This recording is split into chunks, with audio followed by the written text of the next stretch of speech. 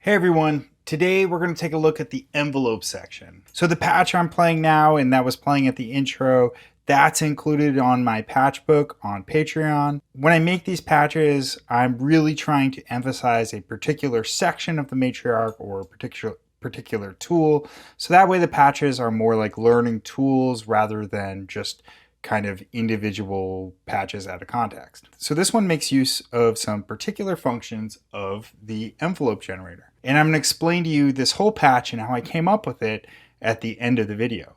First, I want to go through all of the envelopes and make sure that you really understand what's going on. So LFOs and envelopes are both control voltages that create sound changes in synths and modulate parameters and settings. LFOs, like this one, are slow-moving oscillators that go up and down or in a particular shape or even a random shape.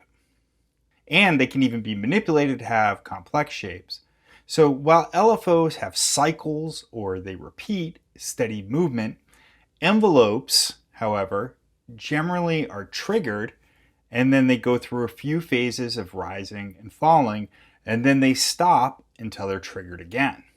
The attack or rise phase, the decay or fall phase, the sustained phase, and the release phase. So this makes up an ADSR envelope. You might also see envelopes be just the attack and decay phase, like this one. This is a quadrax envelope generator that has just rise and fall. But regardless, the same concepts apply. They go up, they come down, they stop until another trigger happens. Now there are things like looping envelopes, and I'm going to show you that in a second, and they are kind of like LFOs, I guess, maybe, whatever. Here on the matriarch, we have two ADSR envelopes. One's labeled as the filter, one's labeled as the amplitude. So one thing you might notice is that the ADR, attack, decay, release values are knobs, and the sustain is a slider. And that's because these are controlling time values. If this envelope is controlling the amplitude, then the attack phase controls how quickly the sound will rise to its highest level. The decay is how quickly the sound will travel to the sustained phase. And the release is the amount of time it takes for the sound to fade off after the sustained phase. So these are all time. The sustain, however, is a level. The sustain phase stays on while you hold the note. So the sustain controls the level of that phase. Here it's controlling volume or amount or amplitude.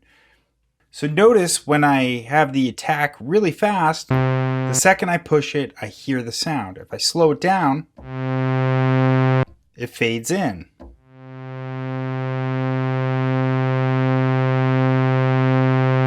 Now if I hold the sustain all the way down, the sound gets really quiet during the sustain phase. But if I continue to hold it, it'll get really loud. And as soon as I release that note, that's when the release phase kicks in. So what these two envelope generators controls really depends on your VCA mode, which is right here. This controls how these envelope generators interact with the VCA. Now remember, there are two, one for each side, left and right. And it really depends on this setting. If you have it set to drone,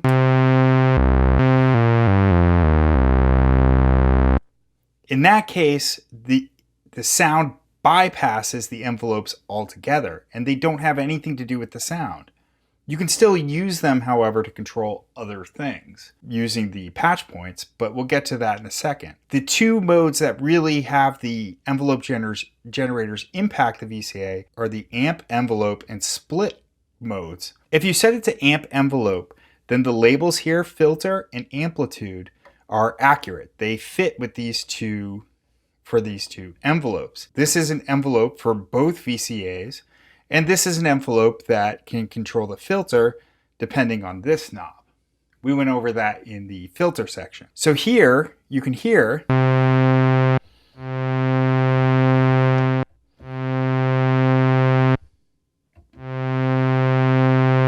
You can hear that the envelope here on this setting, it will control both VCAs.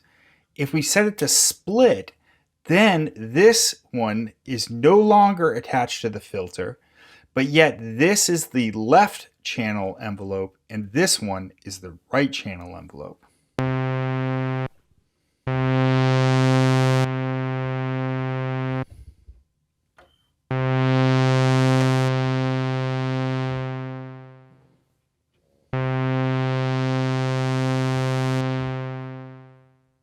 In the patch that I was playing at the beginning of this episode, I was using this in split mode and controlling each of these separately. So that way the amp was interacting differently on your left and right ear. Okay, so let's get into the patch points. So trigger in will obviously trigger the envelope. With nothing patched in, the trigger is set by pressing a key. But if you were to put something in here, then it would be triggered not just by pressing a key, it would be triggered by the pulse. For example, let's set an LFO to a pulse wave and take the wave out to trigger our envelope.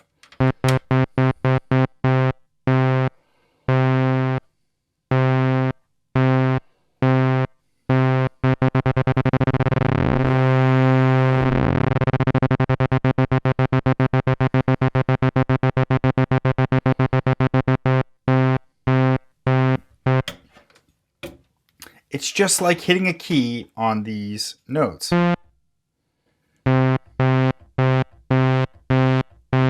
The envelope out, the control voltage that's sending that signal up and then down again, you can use it to modulate other things.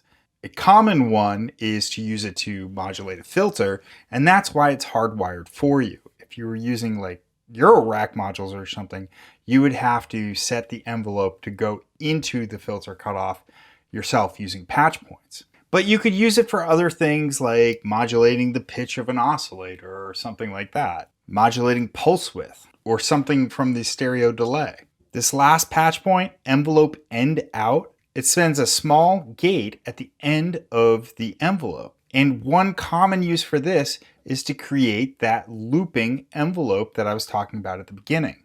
And that's what I was doing in that patch. I was sending a signal out of here to trigger the envelope over and over again.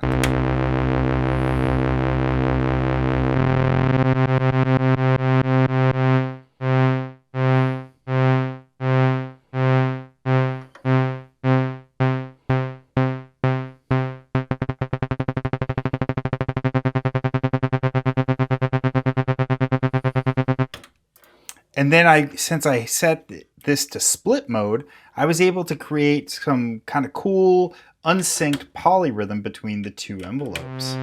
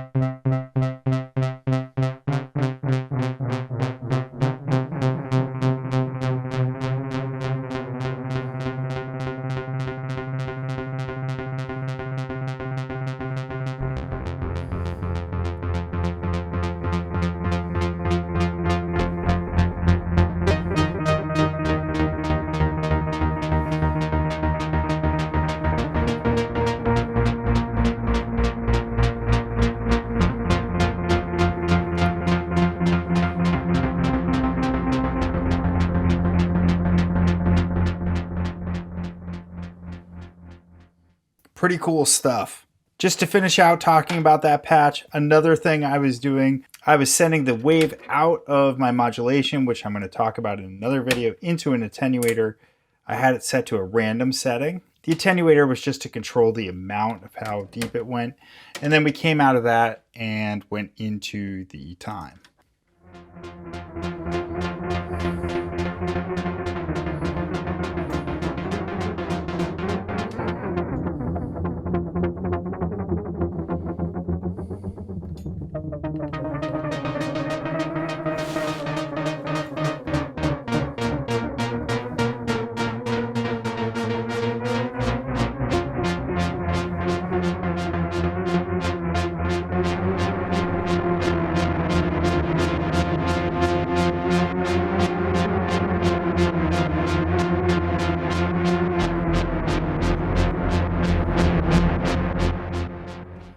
It's a great way to create this kind of like evolving drone sound. Just to explain the patch a little bit more, the last oscillator was what I was playing the melody on, and I had it set to a higher octave range.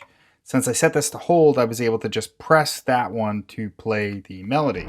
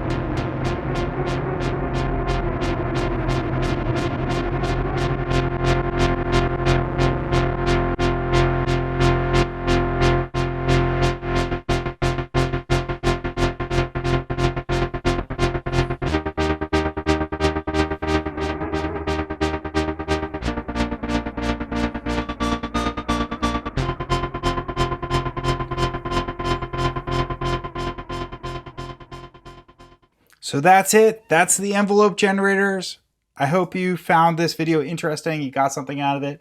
If you enjoyed that, make sure you like and subscribe below.